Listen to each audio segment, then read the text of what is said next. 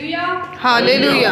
तो अब मैं अपने आज के जो वर्शिपर हैं उनको दावत दूंगी कि वो सामने आए, मिस लुबना और मिस्टर अदनान जी को।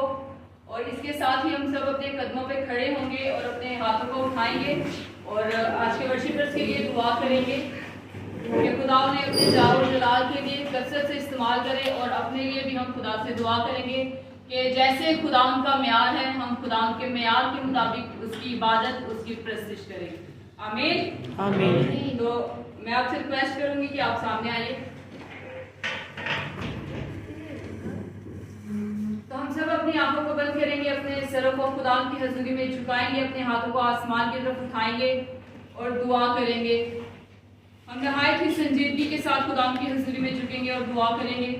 कोई भी आंख खुली ना रहे और कोई भी लब जो है वो खामोश ना रहे। Hallelujah, hallelujah, hallelujah. Thank you.